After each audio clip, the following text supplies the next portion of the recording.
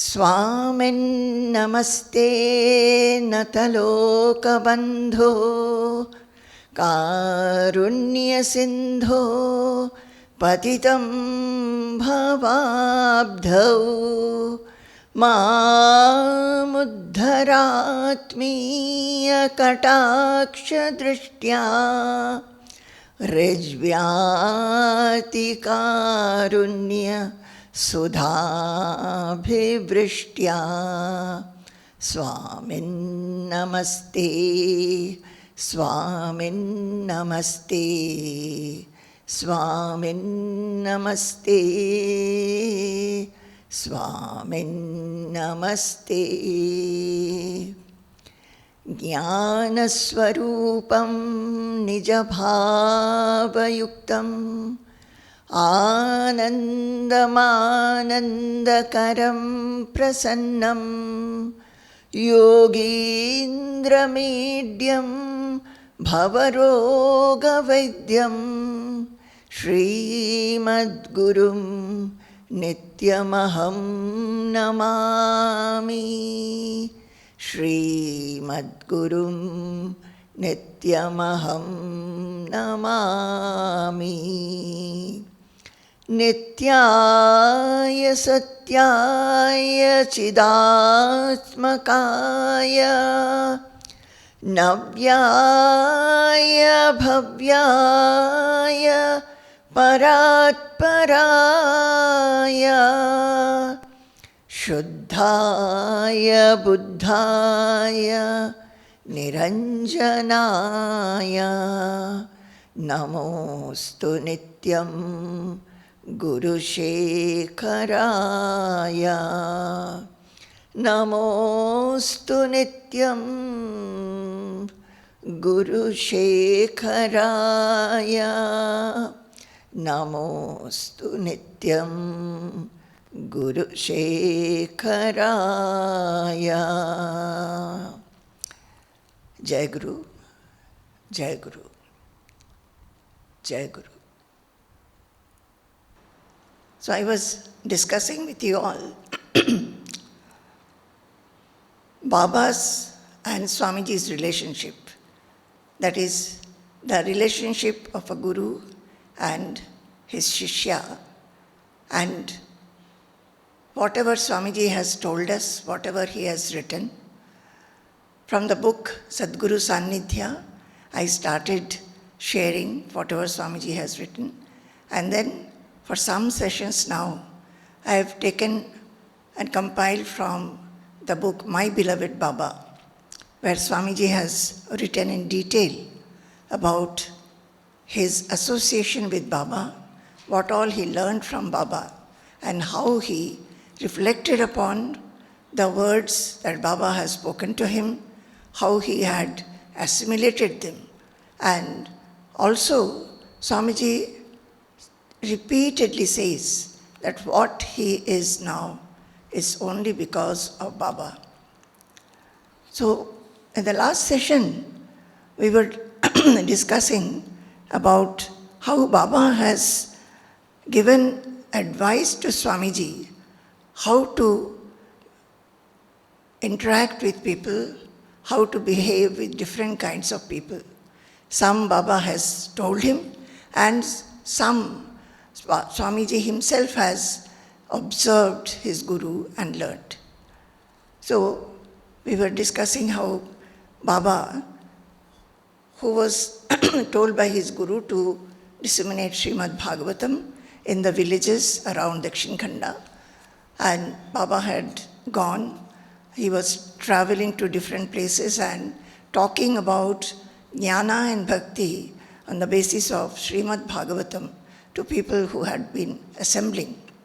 And after the lectures, the people who were intently listening with lot of fervor, they would come and do pranam to Baba, and also very devotionally offer some offerings. So Baba would feel that I have enough, I am self-sufficient, I have enough resources, why should I take their offerings? They need not offer anything. and would refuse. Later on, referring to these incidents, Baba had told Swamiji that he had reflected upon them and understood that what he did was wrong. He openly tells his disciple that such attitudes in him at that time was wrong, and he reflected over them and understood that as the people were devotionally listening, so they were devotionally offering him something or other. And if Baba was very happy with their listening, he was accepting their pranams, then he was wrong in not accepting their devotional feelings which they were expressing in the form of some kind of offering at his feet. Baba said that this non-acceptance or not registering or acknowledging the devotion behind these offerings would come from ego. And he was telling Swamiji that keep this in mind. If ever something similar happens in your life, be wiser and let my experience be a lesson for you. Baba also said, be one with the people as one with God. So the whole achievement in spiritual knowledge, in realizing spirituality, the achievement is that you find the sameness everywhere. So that oneness with everybody has to be achieved.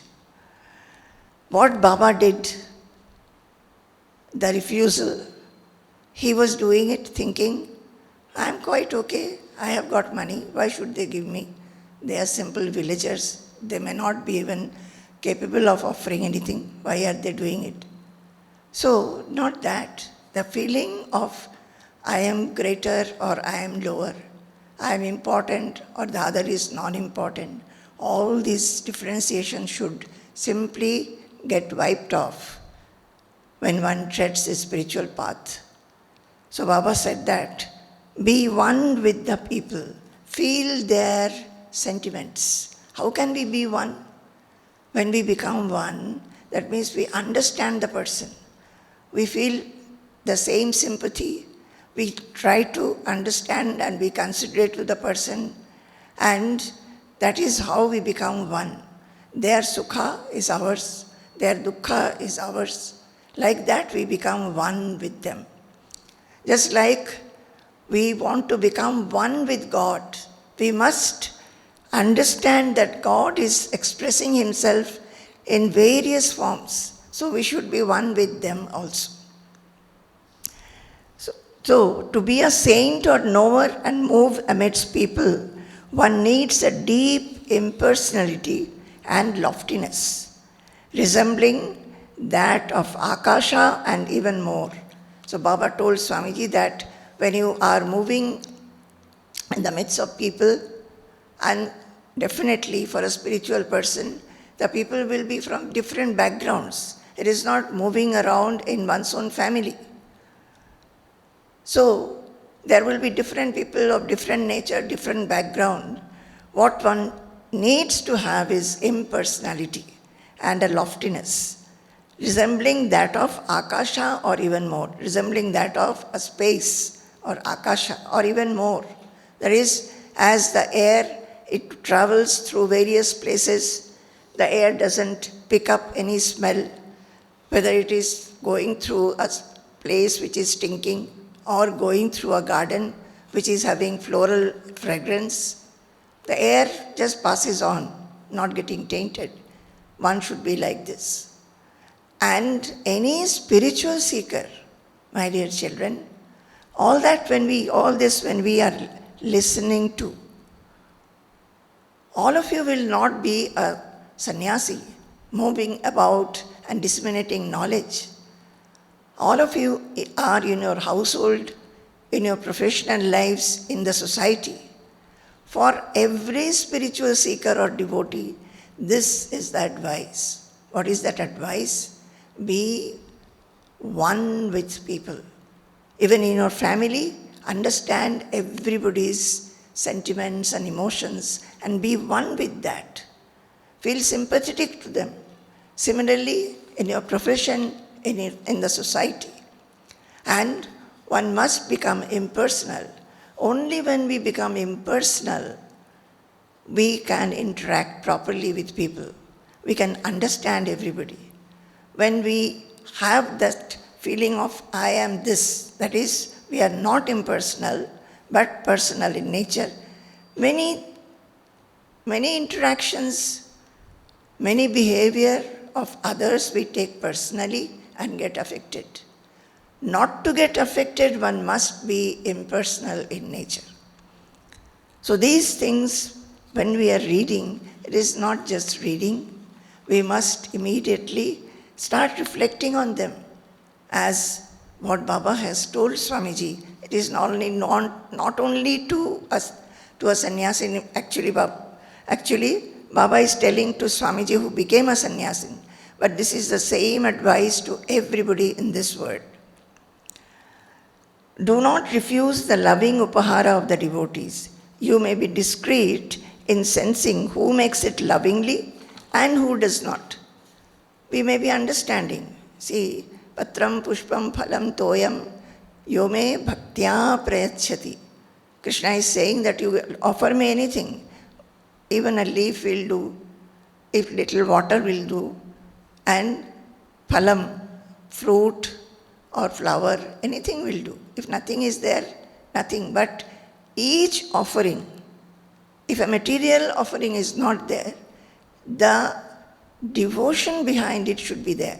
Yome bhaktya prayachati. Tadaham bhaktyupahitam ashnami prayatatmanaha. A seeker who strives to go ahead. Whatever is the offering, it should be filled and smeared with bhakti. And then only I accept it.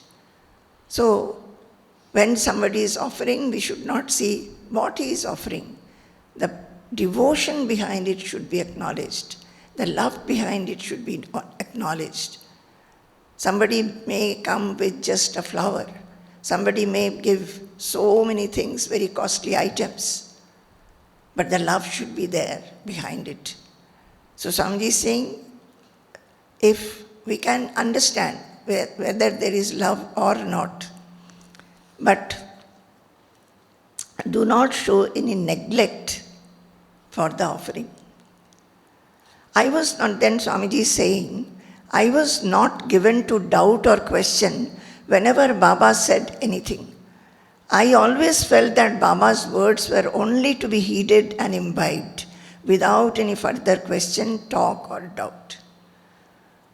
Swamiji as a Shishya is saying this. And why is he saying? He talks about Baba quite a lot these days. And why does he say so? What is meaning by this? Are we only to read? We as Shishyas also should be like this. Swamiji is saying, I was not given to doubt or question whenever Baba said anything. I always felt that Baba's words were only to be heeded and imbibed. So he never had any question or doubt.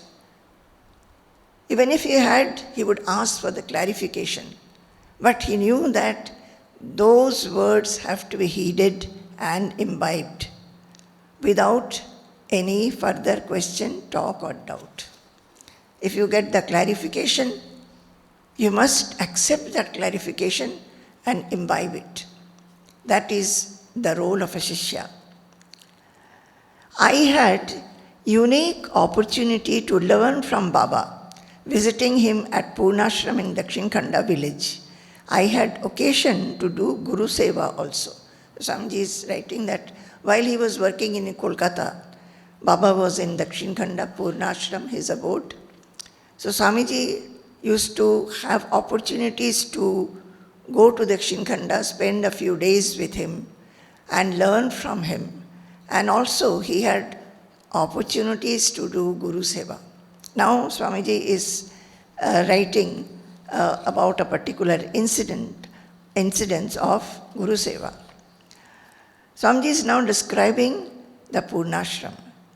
Compared to rural houses of Dakshin Khanda, the facilities Purnashram had were appreciable. Right inside the bathroom was a tube well from which water was pumped into a tank. See, those days, all the villages, I think all over India, it was like this, mud houses.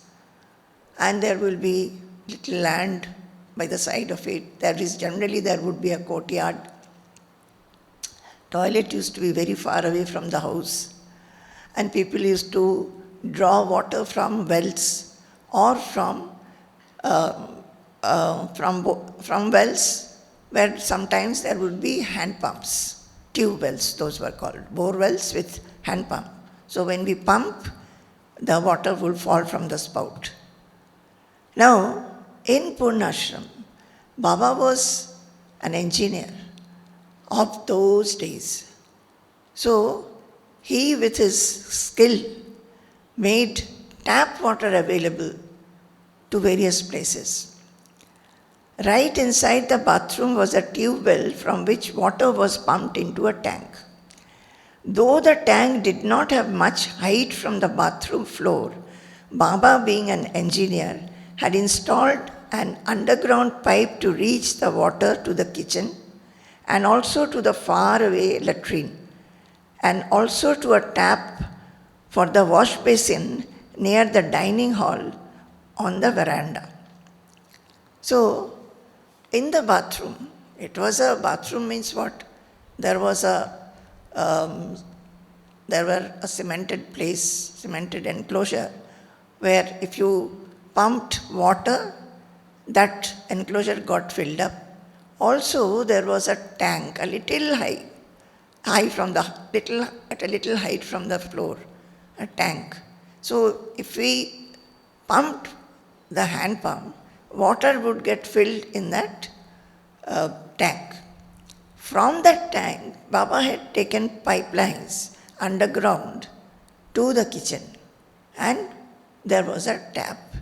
So, in the day, many times the hand pump will be pumped and that tank will be filled. The pressure was very low because the tank could not be too high for people to pump water just by using the hand pump.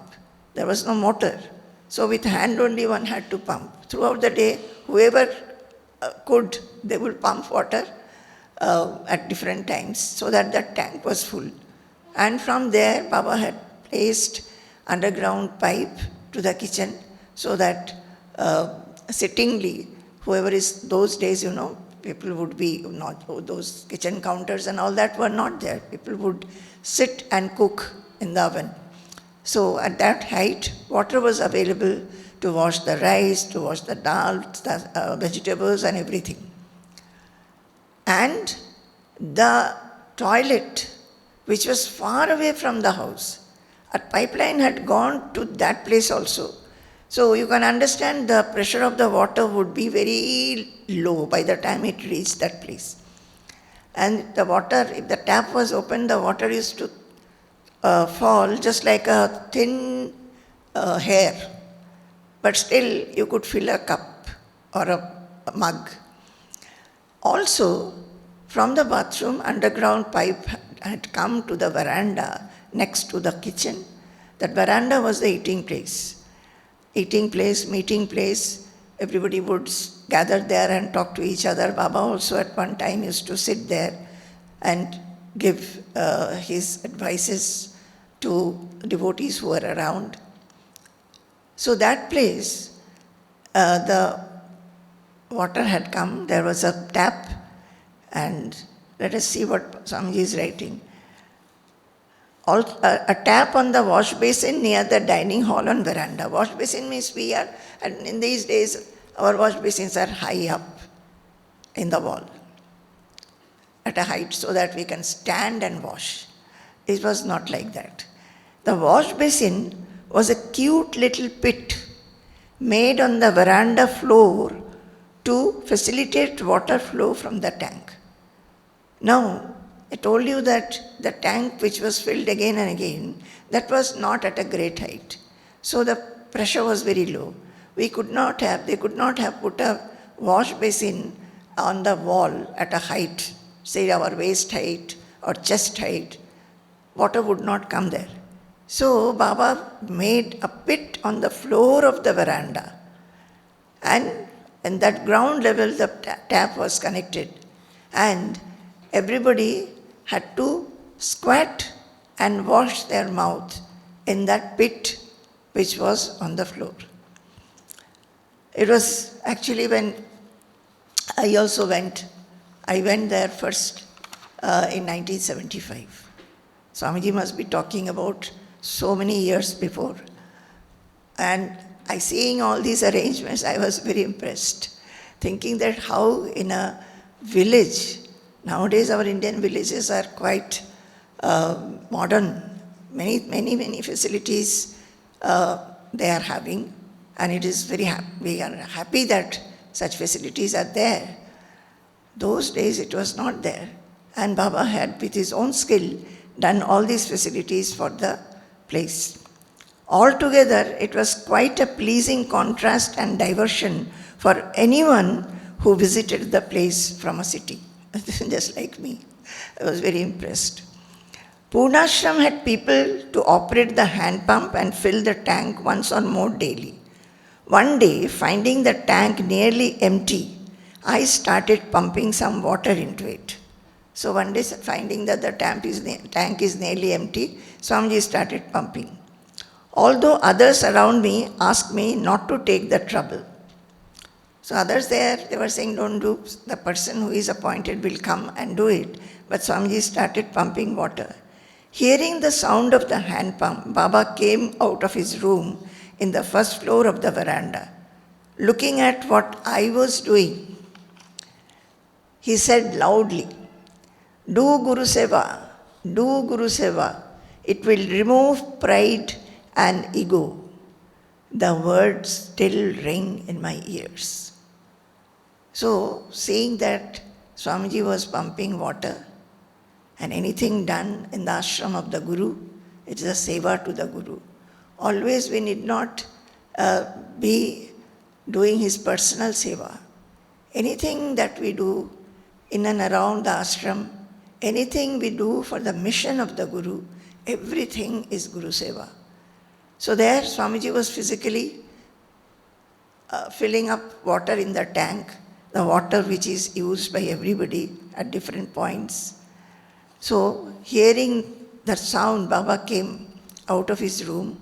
His room is in the first floor, I have told many times. Even now, the shrine is the Baba's room where Baba stayed. That is in the first floor in Purnashram. And there was a veranda in front. Even now that we have kept that veranda similarly as it was earlier. So he came out and saw Swamiji pumping water. He said, "Do Guru Seva, do Guru Seva. It will remove pride and ego." The words still ring in my ears. Swamiji said that just these two sentences that Baba said, it will remove pride and ego.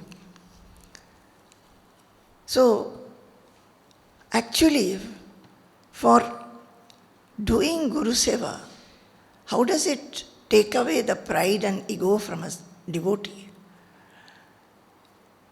For doing service to anybody, we should give a feeling that the person to whom we are giving our service has a freedom with us, an openness to tell you any kind of work, especially with the Guru. One should be ready to do anything, sweeping, mopping, cooking, if necessary, giving him a bath, going with him to any place, looking after all his needs, at any time of the day or night, foregoing one's sleep and rest. That is, completely foregoing one's own preferences, one's own likes and dislikes. We should be ready to do anything that the Guru wants us to do. Sometimes the Guru will speak out that and will tell his wish. Sometimes he may not even speak out, but we should be ready to understand what he wishes, when he wishes, and we should do what will be convenient for him, suitable for him, not out of our convenience or our likes. Not because we like to do this seva at this particular time, so we are doing. Mostly people are like that. They come to the Guru according to their convenience. Maybe when the Guru needs people around him, they are not available. That is not Guru Seva. Guru Seva should be when you understand the Uttama Shishya, Madhyama Shishya and Adhama Shishya. The Uttama Shishya understands what the Guru, even before the Guru says, the Uttama Shishya understands it and acts accordingly. The Madhyama or the mediocre, if the Guru tells him, he understands and then he does. And the Adhama is such, that is the lowest category. Even if the Guru says, he doesn't obey and doesn't do. So one should become an Uttama Shishya.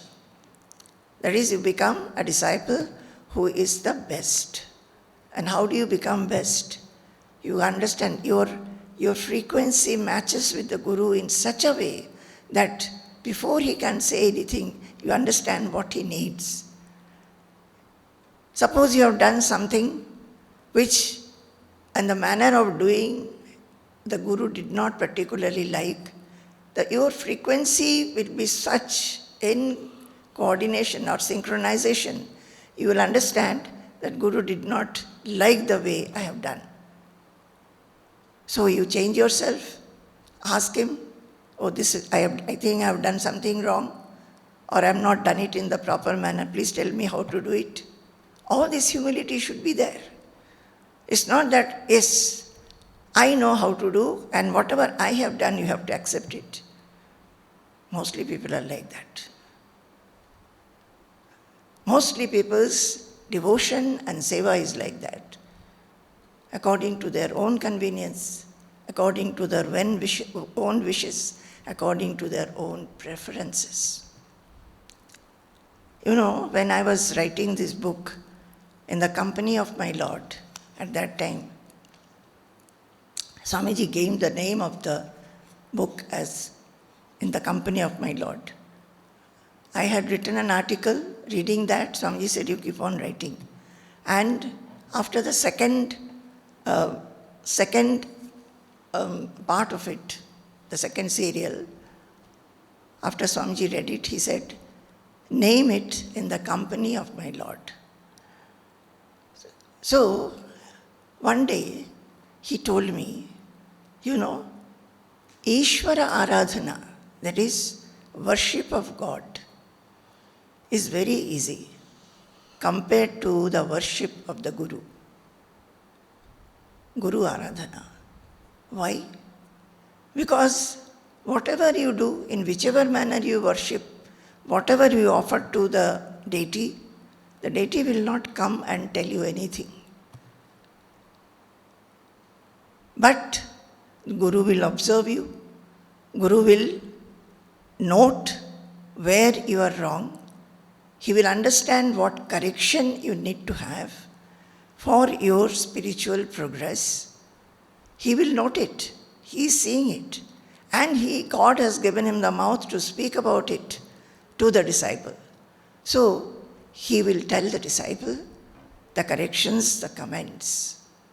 But people are not ready to take it. Mostly, what happens is that what is commented upon, we feel that, no, it is not like that, and we start justifying. That is why Swamiji said the Ishvara worship or Ishvara Aradhana, God worship, is much easier than Guru worship, because Guru has a physical body and he can interact with you and tell you what corrections or improvements you can make. So Baba told Swamiji it will remove pride and ego. How will it remove the pride and ego? Because when you start understanding that my ideas, my viewpoints, my preferences, I am acting according to them. And many times the Guru will tell you a different way to do. Then, if we are an Uttama Shishya, we leave all this. So our pride has gone, our ego has gone.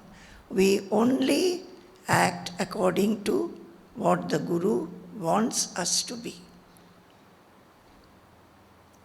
This is how the pride and ego goes. That is, we feel. That is how one becomes a Shishya, my dear children. That is how. In my first letter to Baba, I had written, is Diksha necessary? Then Baba had written, yes. For every other Vidya, knowledge, one has to learn from a teacher. One has to have a teacher from whom you can learn. And this is Supreme Vidya, Brahma Vidya. This too has to be learned from a Guru. He also wrote, by considering verse 1, considering someone to be your Guru, the pride and ego get sublimated. Because you consider somebody to be your Guru, to be superior than you. You can make one person a Guru, you can call him as a Guru, only when you feel that I can learn from him.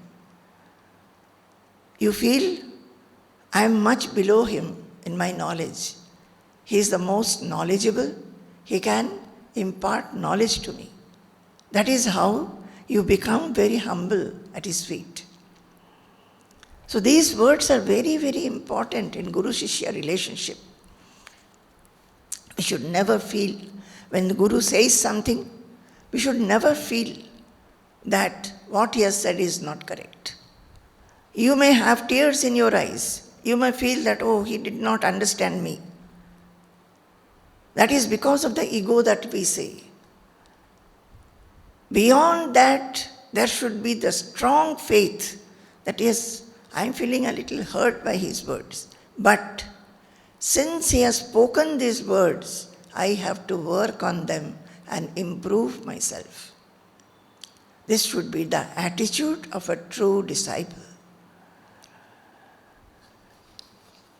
Then Swamiji goes forward and describes some other saints.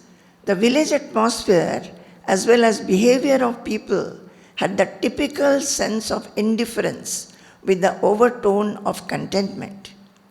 Lack of great ambitions would be usual with the village folk. Curiosity is a very common trait. So Swamiji has described the village. He used to go to Dakshin Khanda, Purnashram, stay there. And Swamiji was talking only in English. He was not Bengali, and I don't think Swamiji knew Bengali so well as he knows now. So how much he was able to interact with people, I don't know. But he found that people were quite indifferent and were very satisfied with their own life. They did not have much of ambitions, very satisfied, very contented, but they had a lot of curiosity also. An old villager wearing only a dhoti on his waist used to come and sit for long spells in the veranda outside Baba's room. He belonged to the so-called lower group of the society, given to tilling the land and grazing the cattle. He had great fondness and respect for Baba. Baba was a Brahmin by birth and cultural tradition. So, Swamiji would see that an old villager used to come and sit on that veranda, the veranda which I spoke about. There was a courtyard. You entered the house, there was a courtyard. And then the veranda, next to it was the kitchen. And that veranda was the place where Baba used to sit till he could not come down to ground floor anymore. Rest of the time, I think the last 2 years or so of his life, he was only in the first floor. So Baba used to sit there. Even when we used to go, we used to sit by his side in the veranda, the ground floor veranda. Baba used to talk to us. And then he would go up. The staircase was a rickety staircase made of wood. So Baba could go up and down, but later he could not. So Swamiji is talking about those days when Baba used to regularly sit in that veranda, and he would find an old villager wearing only a dhoti. Even now, mostly the tillers there, because it's quite hot, there were no upper garment, only a dhoti. So this man used to come and sit and wait there. He had great fondness and respect for Baba. So Baba used to talk to him. One day I inquired about this regular visitor. So one day Swamiji asked Baba that, who is this man? Then Baba must have told him that he is the tiller and he grazes cattle and he belongs to the, in villages so many groups are there. So Baba said that he likes me and often comes here to spend some time. He listens to my songs. He has nothing to ask or know. Still, he has fondness for us. So he was just a tiller, but he was very fond of Baba.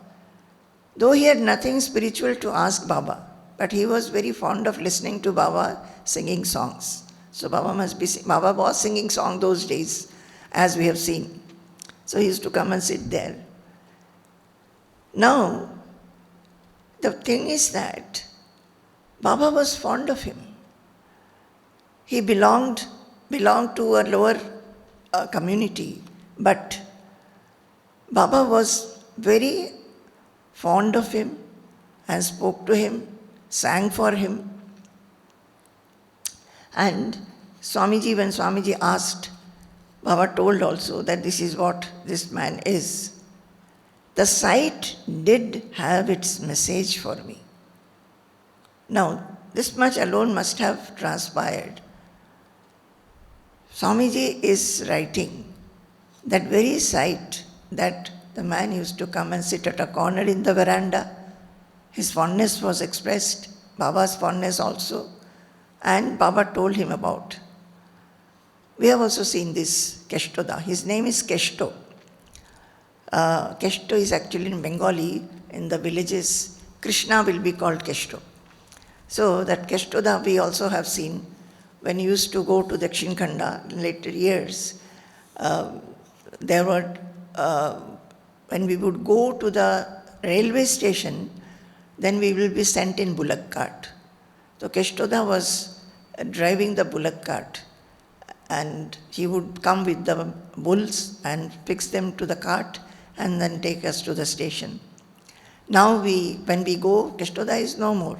Keshtoda's son is there. And Keshtoda's son also we have met. And he's very ill these days. Last time he came and met us, Swamiji helped him. So,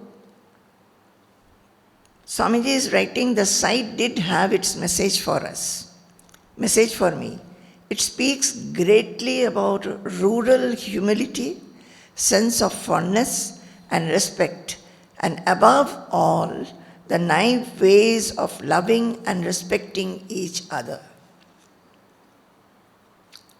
So, Swamiji was very fascinated by that scene, how Baba was so open and close, expressing his fondness and an equalness with this Keshtoda.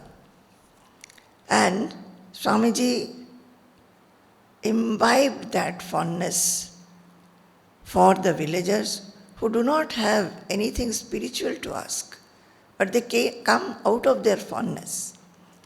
This reminds me, when we came to the ashram, at that time, the ashram had lot of coconut trees, a coconut garden you can say.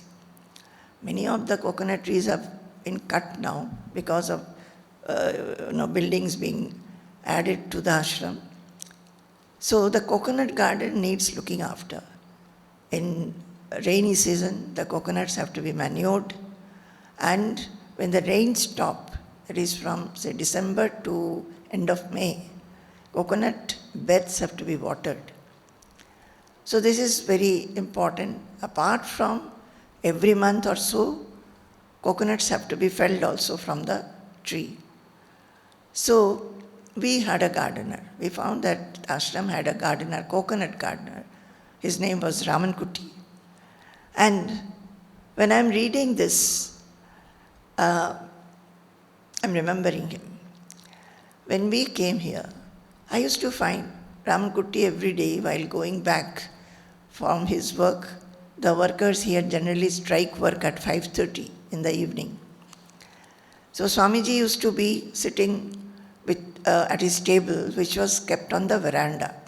Veranda was an open veranda, and Swamiji's table was always in a manner that he could see up to the gate who is coming, who is going. And all the workers were very less at that time.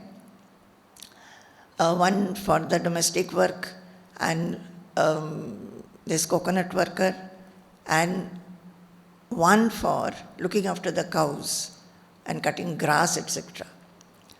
And I think two were domestic. So these workers will be working. Swamiji would see them.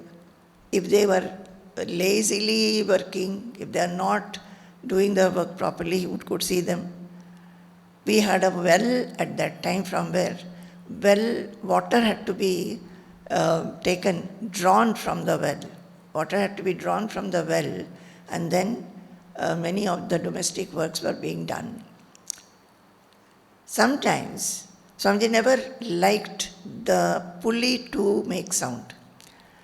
So on and off in the pulley oil had to be put. Suppose the workers are working and there is some chank, chank sound in that pulley, Swamiji would say, "Hey!" and immediately the girls know that they have to put oil in the pulley. So Swamiji also always used to sit in such a place where he could look into everything. What I was saying is that at the end of the day, 5:30, after striking work, every day this Ramankutti will be standing outside the veranda, and for at least half an hour to 45 minutes would be talking to Swamiji, very smilingly. In my earlier days, I did not know Malayalam, so I would think that what. And Swamiji also stop his work and go and sit on the veranda parapet and keep on talking, as if the best friends are talking to each other. Sometimes they'll be smiling, laughing, sometimes intently listening. So, this was a relationship. So when I did not know Malayalam, I used to see that not only Ramankutti, sometimes some villagers, other workers who have worked in the ashram earlier would come, and long talk is going on. So I could not appreciate it because I didn't know the language. Later, just like Swamiji is writing, the site didn't have its message for me. As I understood the language, I understood how one can become one with people. One with people. When people come, we should feel for them. Even now, when people come, new people come to the ashram, maybe just to see Swamiji, we should smilingly attend to them. Take them to Swamiji to do pranam. Introduce them that they have come from this place or that place. That is how we become one with people. Suppose I have to go to a new place where I don't know anybody, I will feel a little hesitant. I will not be feeling very comfortable whether to go forward or not. If somebody helps me, how happy I will be. Similarly, we should be like this. But very often, we become self-centered. We are in ourselves. We do not look into others' needs, others' wishes. This is what Baba was saying, that We have to have oneness with people. We have to become impersonal. This is a very, very lofty dimension. So when Swamiji is writing about this, and it says that the site did have its message for me. It speaks greatly about rural humility, sense of fondness and respect, and above all, the naive ways of loving and respecting each other. And that should be done not only in a village, everywhere we go. Wherever we are free, we should make others who have come newly free there, feel at home, be relaxed. A sage living in a village must have his rural elegance and openness. Otherwise, he becomes a misfit in the village. To be useful to the people in their own level and ways is an important quality in any kind and order of life.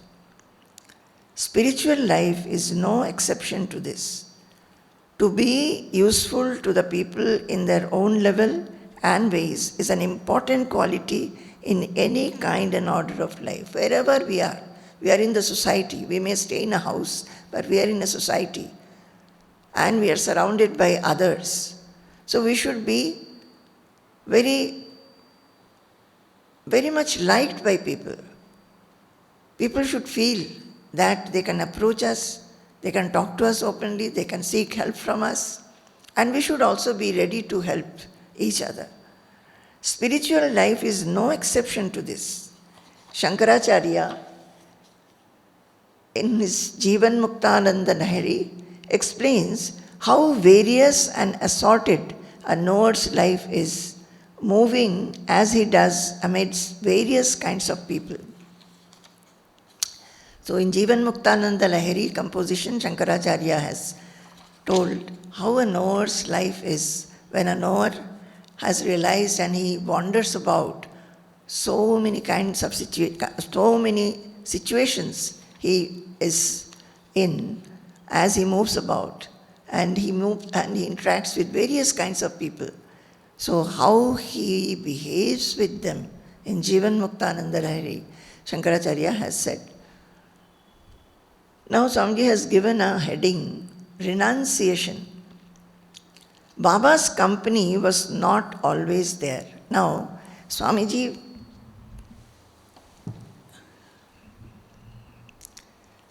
was in Kolkata.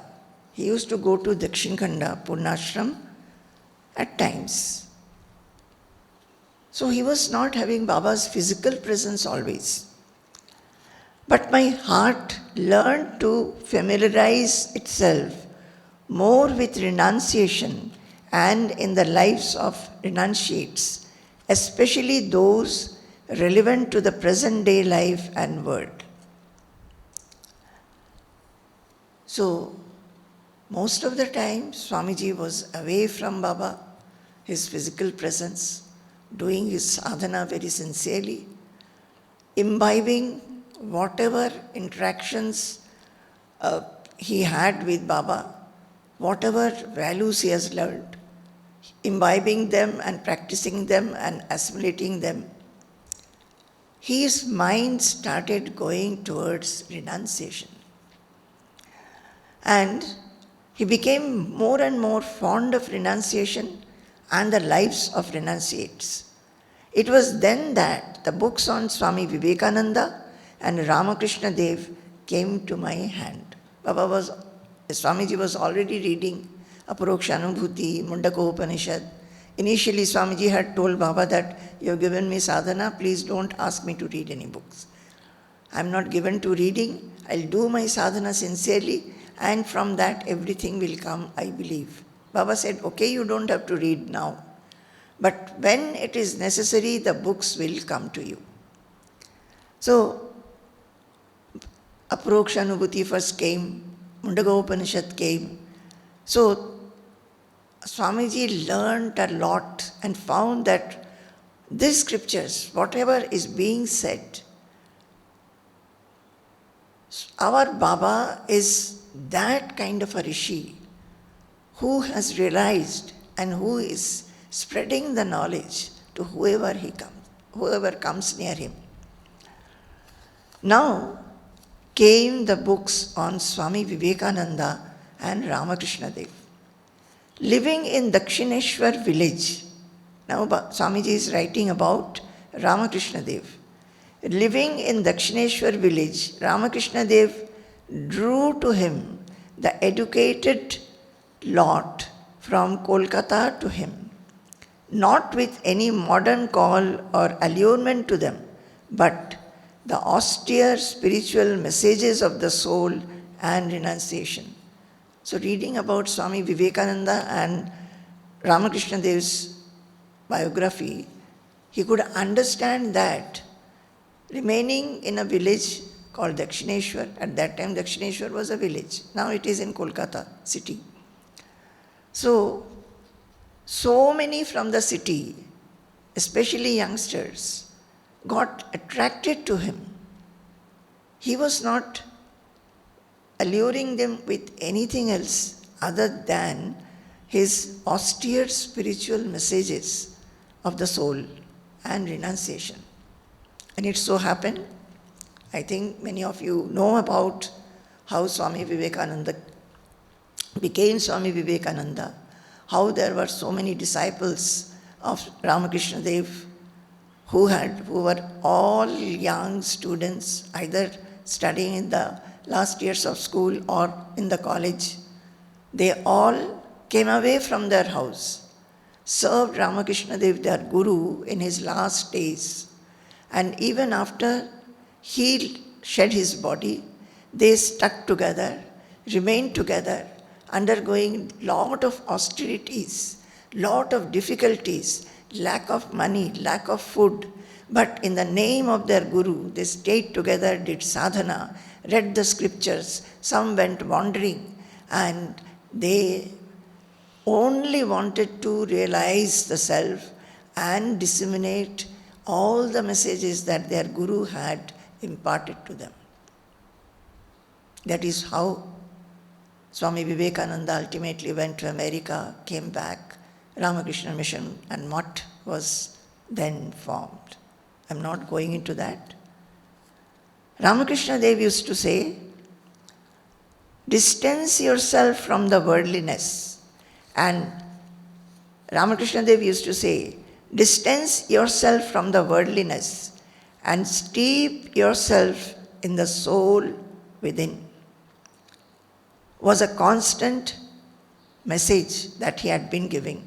He would say, come away from the worldliness and look within yourself.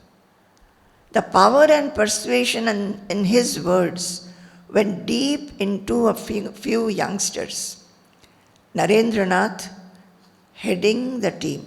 Narendranath, Swami Vivekananda.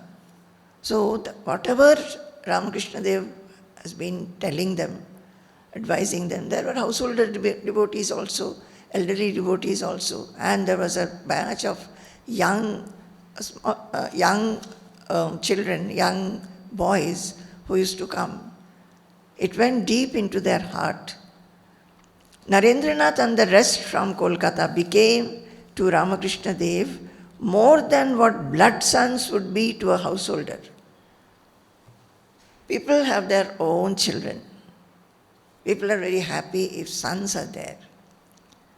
Narendranath, Swami Vivekananda, and his other Guru Bhais, the co-disciples, the young boys, they were more than sons to Ramakrishna Dev.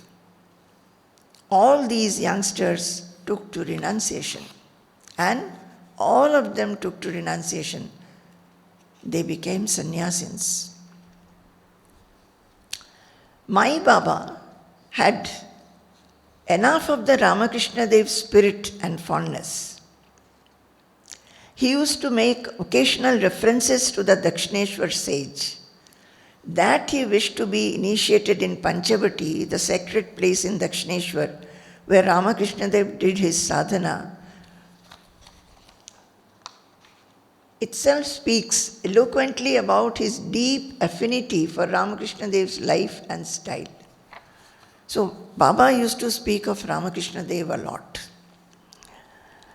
And he would refer to them. And when he took Diksha from his Gurudev Kshitish Chandra Dev, his Baba requested his Gurudev to give him Diksha. He wanted to take Diksha in Dakshineshwar. There is a Panchavati, that is 5 trees together, under which Ramakrishna Dev had done lot of austerities and meditation. Baba wanted his Gurudev to give him Diksha under that Panchavati.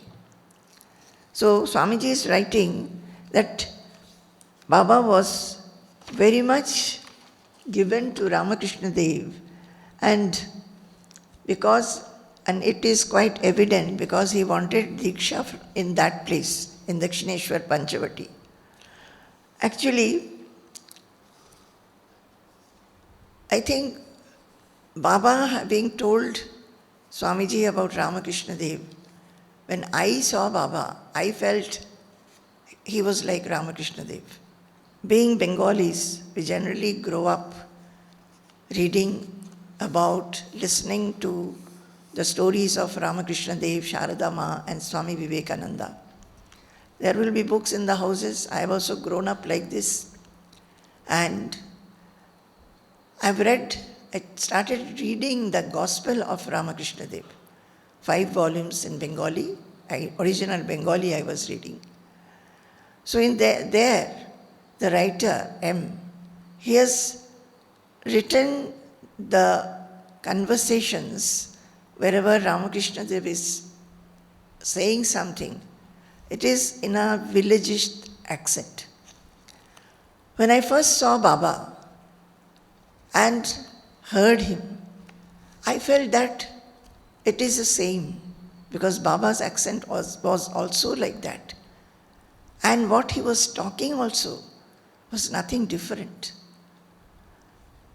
So, Swamiji is saying that Baba had talked about Ramakrishna Dev to him. One day, while sitting at Purnashram at Dakshin Khanda, there started a talk about the relationship between a guru and disciple and the fondness that exists between them. So one day, while Swamiji had gone to Dakshin Khanda and they were sitting together, a discussion started. Discussion on what?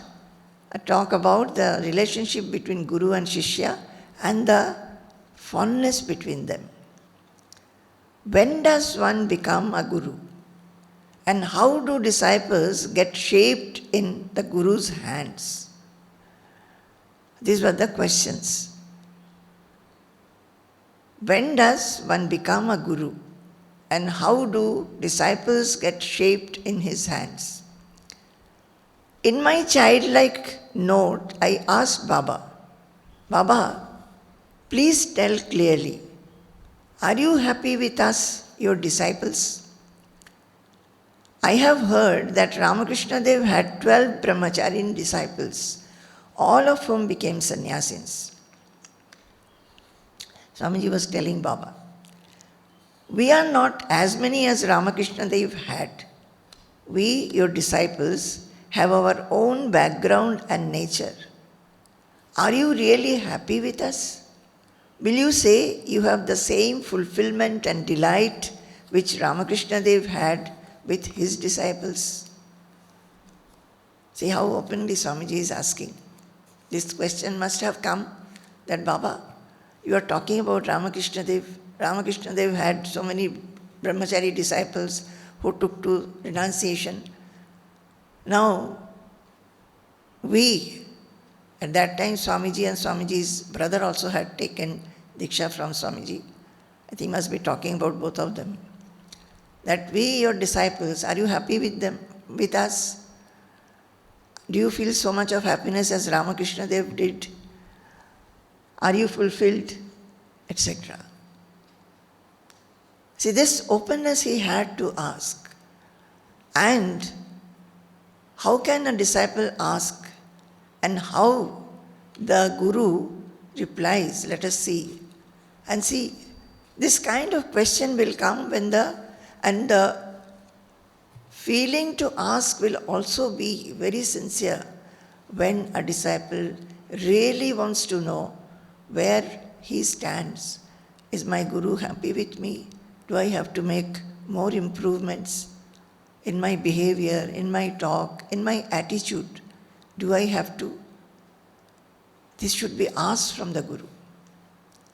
We were reading about offerings, no? So it is not that we just do worship.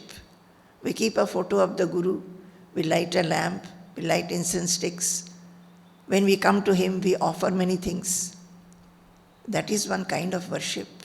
That we do for gods and deities also. Then what is extra, what is more when we come to a Sadguru?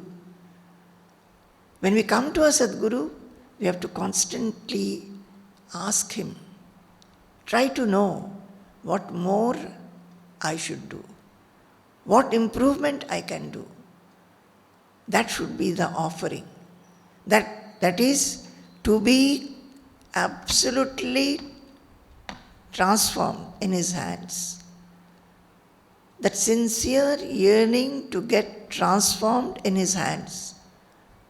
Offer that yearning itself. That becomes the greatest offering.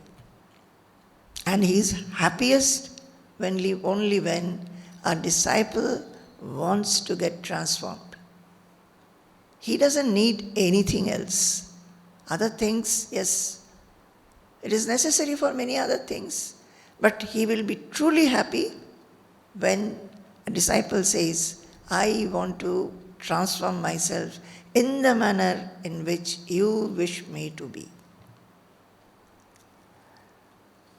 Baba said in his toothless accent, Baba didn't have teeth at that time maybe, so Swamiji is writing, toothless accent. Of course, certainly, Baba also added, you who are very close to me, told Swamiji, you who are very close to me will have something very unique and magnificent in you. Others may not have it, as they do not have the same fondness for me. And I too cannot have the same feeling and fondness for them. Unquestioned fondness makes the heart and mind the unhindered receptacles of Guru's grace. Unquestioned fondness makes the heart and mind the unhindered receptacles of Guru's grace. Guru's grace flows unhindered, unreserved, when there is unquestioned fondness, without any motivation, fondness. You don't ask anything from the Guru. You just cannot but love him. You just cannot but be humble to him. You just cannot but be open to him. Cannot but be anything else than to receive from him. Whatever he gives you, he kicks you, you get kicked. He slaps you, you get slapped. He appreciates you, it's okay. It should be like that. It should be like that. As it is with God. A devotee of God, whichever situation God's put him in, he should be without any complaint. Without any complaint. He should not lament. He should be happy. In my life here, when I look back, I think 2 days back, I was telling Swamiji that, Swamiji, so many times you have told me, when there has been some difficult situation and I had been disturbed or agitated, you have told me, I want you to face this kind of situation at least 1,000 times so that you can grow to a higher dimension. He has told me, who wants to listen to your lamentations and complaints? Nobody is interested. Go grow beyond them. Grow beyond them. And as a disciple, I'm telling all of you, whichever situation God puts us in, whichever situation Guru puts us in, we have to just think that it is His blessing, His grace that is making us face these opportunities to grow to higher dimensions. That's all. Unquestioned fondness makes the heart and mind the unhindered receptacles of Guru's grace.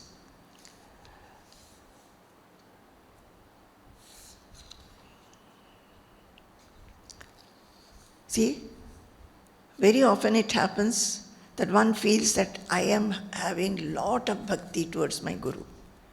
But he becomes upset when Guru makes a comment or a remark about some behavior, some attitudes. He becomes upset. Guru says, you wait patiently. But he feels that is not right. Why should I wait patiently? So, this is where we should constantly introspect our behavior, our mind, our thoughts. And Guru himself puts us in such situations so that we can transcend these granthis, the knots of our heart, and grow purer and purer. These words uttered by Baba in the background of the discussions and the mood of that time meant immensely great for me. I remember in another occasion Baba told me, you who are dear to me will have something great and special. Actually, these days, Swamiji talks a lot about his Baba, my Baba. And especially when we are about to go to Purnashram, very often, maybe the same things he repeats. And when we read what he has written, when we hear him speak, we can understand the depth of the bonding, depth of that pure relationship, which has made Swamiji a Swamiji. Okay. Today up to this, then we will go forward again. Jai Guru. Sampurnam Jagadevanandanavanam Sarvepi Kalpadrumaha Gangam Vari Samasta Vari Nibaha Punya Samasta Kriyaha Vacha Prakrita Samskrita Shruti Shiro Varanasi Medini Sarvavasthitirasya Vastu Vishaya Drishti Parabrahmani Sarvavasthitirasya Vastu Vishaya Drishti Parabrahmani. Jai Guru, Jai Guru, Jai Guru.